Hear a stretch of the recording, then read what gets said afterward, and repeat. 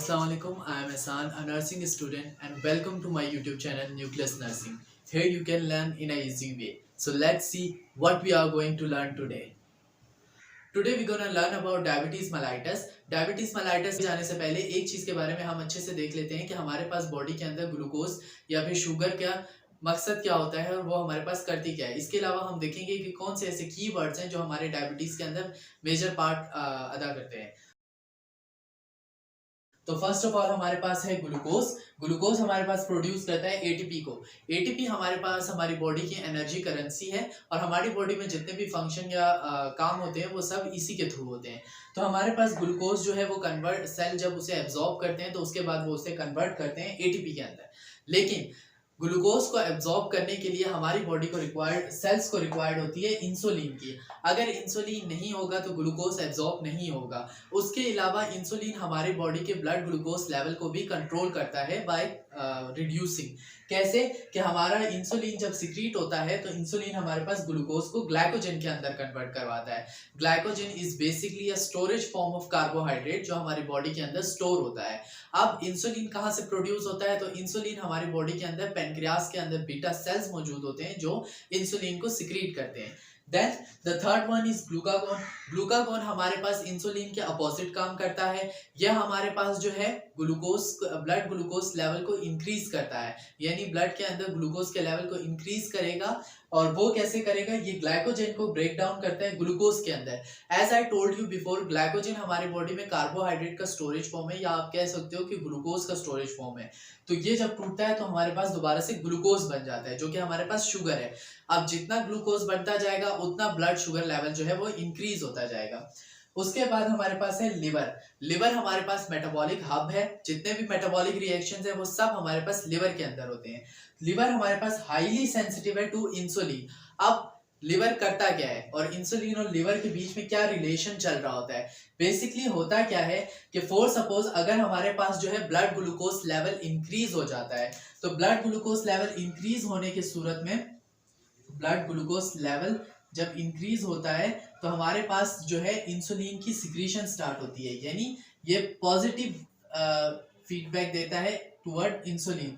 जब insulin secrete होता है तो इंसुलिन के सिक्रीट होने के बाद लिवर को ये पता चलता है कि भाई आप जो मुझे है ग्लूकोज की प्रोडक्शन को रोकना है और ग्लाइकोजन बनाना है, यानी कि जो ग्लूकोज ब्लड के अंदर भी मौजूद है उसे स्टोर करना है। ठीक है।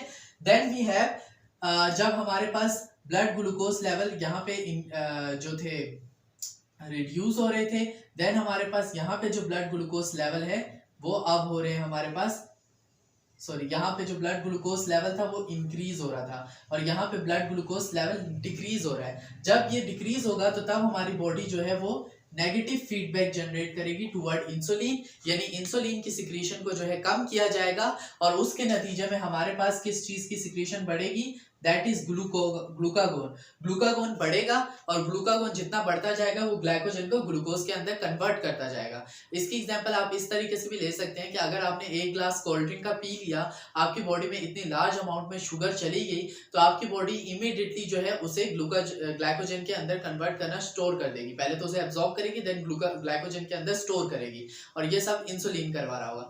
सेम इसी तरह अगर आपकी बॉडी जो है स्टार्व कर रही है, आपने काफी देर से कुछ खाया नहीं है, 10-12 घंटे हो गए, आपने एक लंबी शिफ्ट की है, तो उसके बाद क्या होगा कि आपकी बॉडी को एनर्जी चाहिए। तो उस एनर्जी को लेने के लिए आपकी बॉडी इस ग्लाइकोजन को तोड़ेगी और ग्लूकोज बनाएगी और फिर ग्लूकोज हमारे पास जो है एनर्जी की प्रोडक्शन करेगा। अब हम देखते हैं कि हमारे पास डायबिटीज मेलाइटस में आखिर होता क्या है। नाउ वी विल सी कि डायबिटीज मेलाइटस में हमारे पास होता क्या है। इसके अंदर हमारे पास दो मेजर कंडीशंस आती हैं। एक हमारे पास ये है कि इंसुलिन बॉडी के अंदर प्रेजेंट ही नहीं है, मतलब कुछ भी ऐसी पैथो हो गई है जिसकी वजह से बॉडी जो है वो इंसुलिन की प्रोडक्शन ही नहीं कर रही है। उसके बाद हमारे पास दूसरी टाइप आती है कि बॉडी ने इंसुलिन रेजिस्टेंस डेवलप कर ली है। अब हमारे पास जो फर्स्ट पॉइंट लिखा है उसमें हमारे पास ये कंडीशन हो सकती है कि हमारा जो है पेनक्रियास काम नहीं कर रहा है या बीटा सेल्स काम नहीं कर रहे, जिसकी वजह से हमारे पास इंसुलिन की प्रोडक्शन जो है वो बंद हो गई है।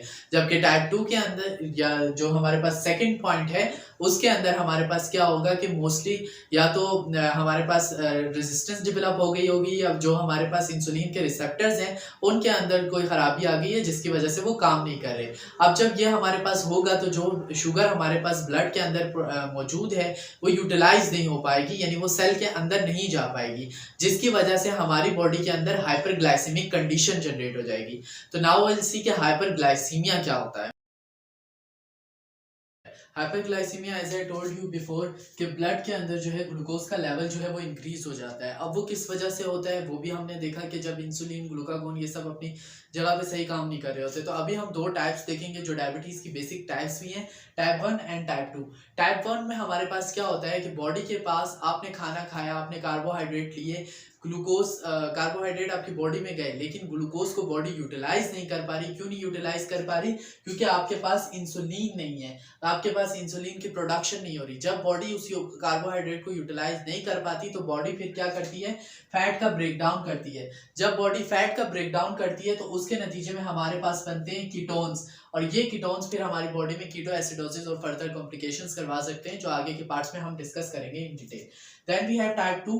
टाइप 2 में हमारे पास क्या होता है कि बॉडी के पास इनफ इंसुलिन भी है, कार्बोहाइड्रेट भी मौजूद है, but the problem is that कि बॉडी ने जो है वो इंसुलिन के खिलाफ जो है या तो रेजिस्टेंस डेवलप कर ली है या बॉडी के रिसेप्टर्स काम नहीं कर रहे, जिसकी वजह से बॉडी हमारे पास जो है सही तरीके से कार्बोहाइड्रेट को यूटिलाइज नहीं कर पा रही।